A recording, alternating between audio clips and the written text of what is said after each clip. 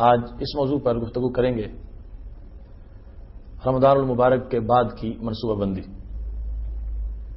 چونکہ یہ وقت کا پہیہ کسی کا انتظار نہیں کرتا اور یہ مسلسل رواں دواں ہے، اس واسطے خواہ کسی نے رمضان المبارک کی قدر کی ہے یا قدر نہیں کی، رمضان اپنی منزل کی طرف رواں دواں ہے اور بالکل چند دنوں کے بعد ہم سے رخصت ہونے والا ہے۔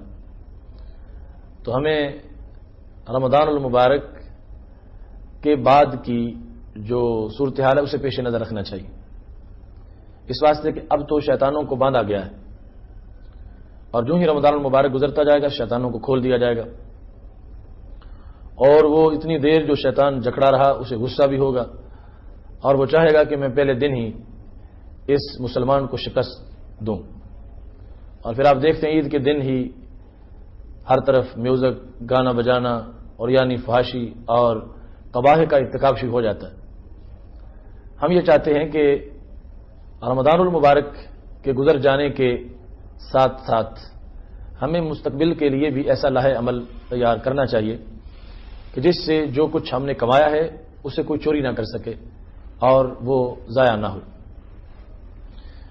اس سلسلہ میں ایک بہت بڑا کام نفلی روزوں کا ہے۔ حضرت ابو ایوب انصاری رضی اللہ تعالی عنہ روایت کرتے ہیں کہ رسول اللہ صلی اللہ علیہ وسلم نے ارشاد فرمایا ہے، من صام رمضان ثم اتبعه ستة من شوال کان کصیام الدہر، کہ جس شخص نے رمضان المبارک کے روزے رکھے اور اس کے بعد پھر اس نے شوال کے 6 روزے رکھے تو ایسے جس طرح کہ اس نے دہر کا روزہ رکھا۔ دوسری روایت میں جس طرح اس نے سال بھر روزہ رکھا، چونکہ الحسنۃ بعشر امثالها، ایک نیکی پر 10 گنا اضافہ کیا جاتا ہے۔ اس قانون کے مطابق یہ 30 روزے جو رمضان کے ہیں ان کو 10 گنا بڑھایا جائے گا تو 300 بن جائیں گے، اور 6 روزے جو بعد میں ہوں گے ان کو 10 گنا بڑھایا جائے گا تو 360 بن جائیں گے۔ اس طرح یعنی پورا رمضان المبارک اور شوال کے جو پورے روزے ان کو ملانے سے سال بھر کے روزے انسان کو میسر آ جائیں گے۔ اس میں یقیناً روزے کا جو بحیثیت روزہ ایک ثواب ہے اور اس کی حکمت ہے وہ علیحدہ ہے، لیکن رمضان المبارک کے بعد جو یک بار شہوتوں کا اور خواہشات کا حملہ ہوتا ہے اس حملے کو روکنے کے لیے یہ 6 روزے انسان کو پھر بطور ڈھال کے دیے گئے، تاکہ ایسا نہ ہو کہ شیطان فوراً کھلے اور اس مومن کو وہ شکست دے۔ اسے مزید کچھ وقت کے لیے پاور دلانے کے لیے 6 نفلی روزے جو ہیں ان کا اہتمام کیا گیا۔ اور روزہ اگرچہ نفلی بھی ہو اس میں بندے کو کیا میسر آتا ہے اس کا اندازہ رسول اللہ صلی اللہ علیہ وسلم کے اس فرمان سے ہوتا ہے جو بخاری شریف اور مسلم شریف میں موجود ہے۔ حضرت ابو سعید خدری رضی اللہ تعالیٰ عنہ اس کی روایت کرتے ہیں، کہتے ہیں قال رسول اللہ صلی اللہ علیہ وسلم من صام یوما فی سبیل اللہ بعد اللہ وجہہ عن النار 70 خریفا۔ حضرت ابو سعید خدری رضی اللہ تعالیٰ عنہ یہ کہتے ہیں کہ رسول اللہ صلی اللہ علیہ وسلم نے ارشاد فرمایا ہے، جس بندے نے ایک دن کا روزہ اللہ کے راستے میں رکھا خالق کائنات جل جلالہ اس کے چہرے کو جہنم سے 70 سال کے فاصلے پر دور کر دے گا، یعنی 70 سال چلنے سے جتنا فاصلہ طے ہو سکتا ہے اتنی دوری اس بندے کو جہنم سے میسر آئے گی، یعنی جہنم سے محفوظ ہو جائے گا، جنت کا مالک بن جائے گا۔ کیا اس نے کیا ہے؟ اس نے ایک روزہ رکھا۔ اس سے پتہ چلتا ہے کہ وہ ایک نفلی روزہ جو ہے وہ بھی کوئی معمولی سا کام نہیں، بہت بڑا کام ہے، اور اس کے اندر اجر و ثواب اتنا زیادہ ہے کہ انسان کو اگر اس بات کی پوری طرح خبر ہو جائے تو وہ کبھی بھی شیطان کے ہتھ کنڈوں کا شکار نہ ہو، اور ایسی نیکیوں کی وجہ سے وہ ہمیشہ اپنے دامن کو ہر قسم کی آلودگی سے محفوظ رکھے۔ دوسرے مقام پر سیدنا ابو ہریرہ رضی اللہ تعالیٰ عنہ سے یہ مروی ہے کہ رسول اللہ صلی اللہ علیہ وسلم نے ارشاد فرمایا ہے، من صام یوما ابتغاء وجہ اللہ، جس نے ایک دن کا روزہ محض رب ذوالجلال کی رضامندی کے لیے رکھا، خالق کائنات جل جلالہ کو خوش کرنے کے لیے اس نے ایک نفلی روزہ رکھا، بعد اللہ من جہنم کبود غراب طائر هو فرخ حتی مات حرما، اس بندے کو رب ذوالجلال جہنم سے اتنا دور کر دے گا کہ ایک کوا بالکل وہ چوزا ہو تو اڑنا شروع کرے. یہ خاص قسم کا ایک کوا ہے جو بہت طویل سفر کرتا ہے. وہ سفر کرتے کرتے بوڑھا ہو کے مر جائے تو جتنا وہ سفر طے کرتا ہے اس مسافت کے برابر ایک روزے کے عوض میں خالق کائنات جل جلالہ اس مومن کو جہنم سے دور فرما دیتا ہے. تو رمضان المبارک کے بعد کی جو ایک پالیسی ہے اس میں یہ ہے کہ گاہے بگاہے نفلی روزوں کا پھر بھی اہتمام کیا جائے تاکہ رمضان المبارک کی یاد بھی تازہ ہوتی رہے اور اس دشمن کے مقابلے میں ہمیں مزید کمک ملتی رہے تاکہ اس سے مقابلہ اچھے طریقے سے کیا جا سکے. اور اس میں یہ جو 6 روزے شوال کے ہیں یہ ضروری نہیں ہے کہ عید الفطر کے بعد فوراً پہلے دن روزہ رکھا جائے. نہیں، اگر پہلے دن نہ بھی رکھا جائے تو بعد میں بھی یہ روزے رکھے جا سکتے ہیں. ان میں ایسی کوئی پابندی نہیں ہے. رمضان المبارک کے گزر جانے کے بعد کی جو منصوبہ بندی ہے اس کے لحاظ سے یہ بات بڑی ضروری ہے. کسی چیز کو حاصل کرنا اتنا مشکل نہیں ہوتا جتنا اس چیز کو باقی رکھنا مشکل ہوتا ہے. تقویٰ کا جو معیار بندے کو میسر آیا رمضان المبارک کے اندر، ہر بندہ محسوس کرتا ہے کہ وہ تلاوت قرآن مجید پہلے کے نسبت زیادہ کرتا رہا اور صدقہ و خیرات اس نے زیادہ کیا، اور اس کے سوا اس نے نماز پنجگانہ باجماعت پڑھی، تراویح بھی پڑھتا رہا، دن بھر روزہ رکھا. ایسے اعمال صالحہ اس کے دامن میں موجود ہیں. ان اعمال سے اس نے اپنے دل کی زمین کو جو بنجر تھی آباد کر لیا. سجدوں کا پانی دے کر تلاوت قرآن مجید کی وجہ سے اس پر بوندا باندھی ہوئی دل کی زمین پر اس نے مجاہدہ سے ہل چلایا اور اس میں اللہ تعالیٰ کی محبت اور رسول اللہ صلی اللہ علیہ وسلم کے عشق کا بیج بویا اور یہ گلشن تیار ہو گیا. اتنے دنوں کی محنت سے دل میں انقلاب آیا، دل کے اندر ایک بہار آ گئی. اب جس وقت عید کا دن آتا ہے تو یہ پہلا دن ہے مقابلے کا دن. حدیث مصطفیٰ صلی اللہ علیہ وسلم میں تو یہاں تک ہے کہ جس وقت ایک شخص ویسے نماز پنجگانہ پڑھنے مسجد میں آ جائے تو جس وقت وہ نماز پڑھ کے باہر نکلتا ہے تو شیطان آپس میں ایک دوسرے کو آواز دیتے ہیں کہ سارے اکٹھے ہو جاؤ، یہ نماز پڑھ کے باہر آ رہا ہے، ابھی اس پر حملہ کریں گے. یعنی ایک آدھا گھنٹہ جو مسجد میں رہ کے باہر نکل رہا ہے اس کے لیے شیطانوں نے اتنی تیاری کر لی، اس کو بچھاڑنا چاہتے ہیں. اور ادھر یہ بندہ 1 مہینہ اللہ کی رحمت کی آغوش میں رہا اور شیطان کو باندھا رب ذوالجلال نے باندھے رکھا. اب جس وقت یہ اس ماحول سے باہر نکلتا ہے، عید کا چاند طلوع ہو جاتا ہے، تو اس وقت شیطانوں کو جس قدر غصہ ہے اور جتنی ان کی کثیر تعداد ہے وہ ان بندوں کو بچھاڑنا چاہتے ہیں. خالق کائنات جل جلالہ نے قرآن مجید قرآن رشید میں یہ ارشاد فرمایا ہے وَلَا تُفْسِدُوا فِي الْأَرْضِ بَعْدَ إِصْلَاحِهَا وَادْعُوهُ خَوْفًا وَطَمَعًا إِنَّ رَحْمَتَ اللَّهِ قَرِيبٌ مِنَ الْمُحْسِنِينَ. فرمایا زمین میں اصلاح کے بعد فساد نہ کرو اور فساد سے بچنے کے لیے اللہ کو یاد کرتے رہو اور اللہ کو یاد امید کے ساتھ کرو اور خوف بھی اس کا رکھو، پھر یقیناً رب ذوالجلال کی رحمتیں تمہارے قریب ہوں گی اور تم ان رحمتوں کا قرب محسوس کرو گے. اب یہ جو آیت کریمہ ہے کہ زمین میں اصلاح کے بعد فساد نہ کرو، یعنی رمضان المبارک میں نیکی کی، بنجر زمین کو زرخیز بنایا، آباد کیا. اب جو ہی رمضان گزرتا جائے اگر بندہ پھر غفلتوں کی وادیوں میں کھو گیا اور عصیان کے کانٹوں کے اندر ذلیل ہو گیا تو پھر 1 مہینہ کی جو ساری محنت تھی وہ رائے گاہ چلی جائے گی. تو خالق کائنات جل جلالہ ہمیں توجہ دلا رہا ہے نیکی کرنا اگرچہ بڑا مشکل ہے مگر کرنے سے زیادہ مشکل اس نیکی کو باقی رکھنا ہے. اور یہ دیکھیں ایک شخص نے جب رمضان المبارک کا تقدس پیش نظر رکھتے ہوئے پورے رمضان المبارک میں دن کو روزہ رکھا، نماز پنجگانہ پڑھی، رات کو تراویح پڑھی، تو اس سے اس شخص کو ایک تقدس مل گیا ہے. اور جو چیز مقدس ہو جائے اسے اپنی ویلیو کا بھی اہتمام کرنا چاہیے. ایک کپڑے کے اندر قرآن لپیٹا جائے تو اس کپڑے کا پھر احترام ہوتا ہے. تو یہ صائم شہر رمضان جو ہے اس میں 1 مہینہ بھر اللہ کی محبت کی خوشبو اور نبی علیہ الصلوۃ والسلام کا عشق اپنے سینے میں بسایا ہے، مسلسل پارسائی سے اتنا پاک دامن ہے، اتنا پاکیزہ ہے. اب اس کو رمضان المبارک کے گزر جانے کے بعد اپنی نفاست کا بھی خیال کرنا ہے. اب یہ عام نہیں ہے کہ جدھر چاہے سینمے پہ چلا جائے، جدھر چاہے بازار میں لاہو لعب میں مصروف ہو جائے. نہیں، خالق کائنات جل جلالہ نے شیطان کو باندھ کے اسے خاص کورس کرایا اور اسے اپنی حیثیت اس وقت پہچاننی چاہیے کہ یہ معمولی نہیں رہا. رب ذوالجلال کے تقوی کورس سے یہ فارغ التحصیل ہو گیا ہے اور صحیح طریقے سے اس نے کورس کیا ہے، تو پھر اس کو اپنی ڈگری کا احساس ہونا چاہیے. اب عام لوگوں جیسا یہ نہیں ہے کہ جہاں چاہے وہاں چلا جائے، چونکہ اب اس کے کسی نازیبا مقام پر کھڑے ہونے سے اس کے تقوی کی بے عزتی ہو جائے گی، اس کی پارسائی کا بھرم نہیں رہے گا، اور اس کے اوپر جو دین کا رنگ چڑھا ہوا ہے اس رنگ کی بے ادبی ہو جائے گی.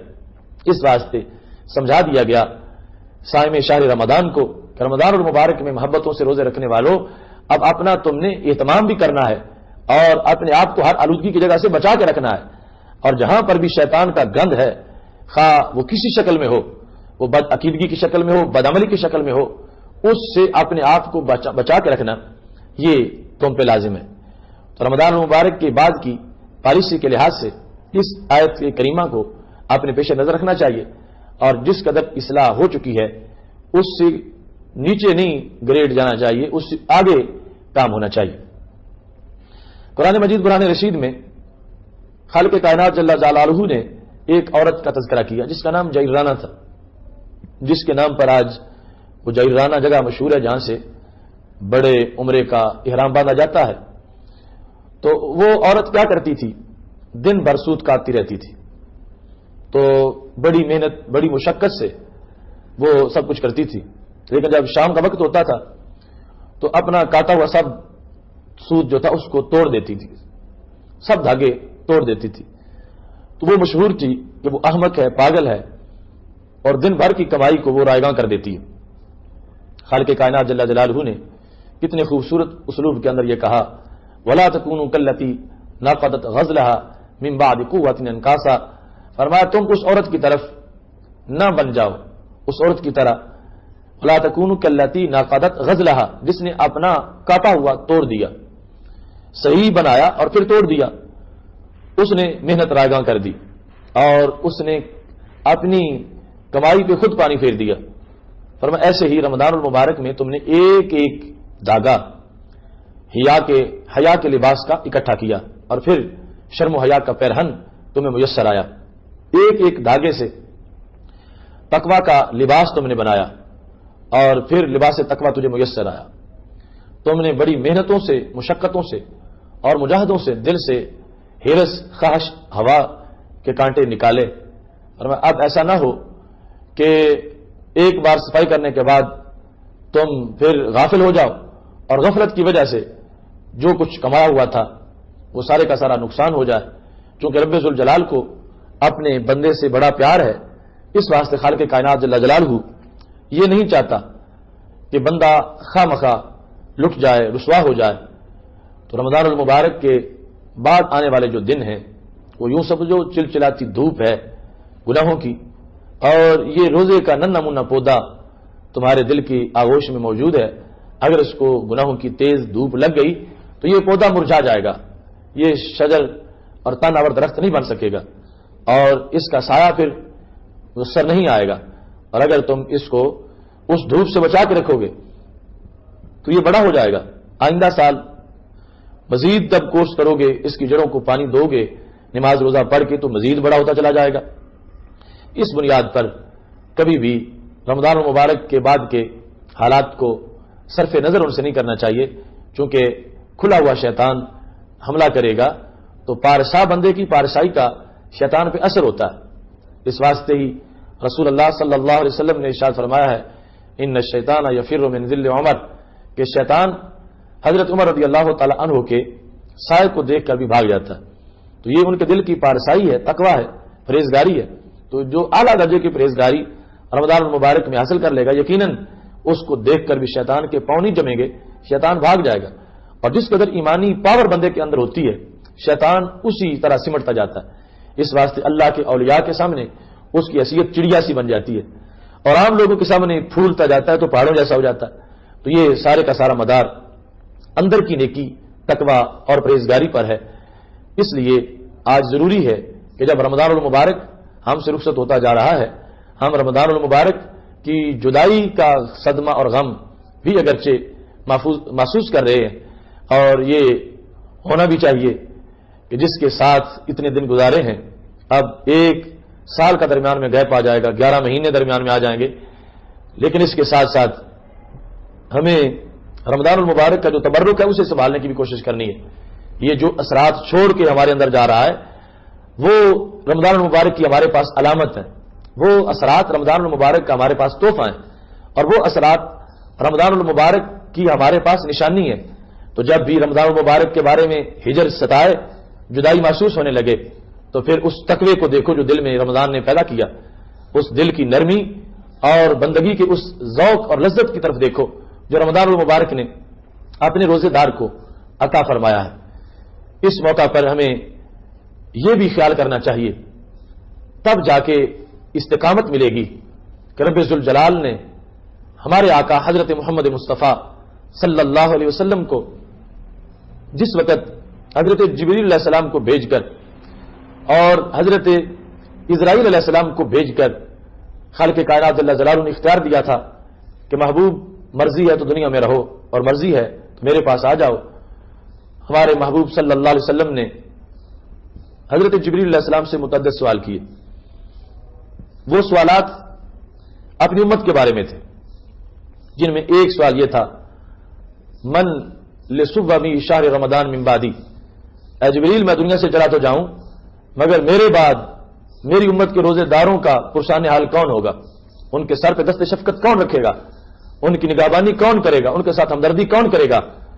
باقاعدہ رسول اللہ صلی اللہ علیہ وسلم نے قیامت تک کے روزے داروں کو یاد کیا، اور حضرت جبریل علیہ السلام نے پھر وہ وعدہ یاد دلایا کہ محبوب امت کے لیے تو بندوبست ہو چکا ہے، خالق کائنات نے فرما دیا ہے۔ طبرانی میں تفصیل سے یہ الفاظ موجود ہیں، ان اللہ تعالی حرم الجنت علی الامم حتی تدخل امتی، کہ رب ذوالجلال نے ساری امتوں پر اس وقت تک جنت کو حرام کر رکھا ہے جب تک آپ کی امت جنت میں نہیں جائے گی۔ تو پھر جا کے محبوب علیہ السلام نے فرمایا اختار الرفیق الاعلی، اب میں اللہ کی طرف جانے کو پسند کرتا ہوں۔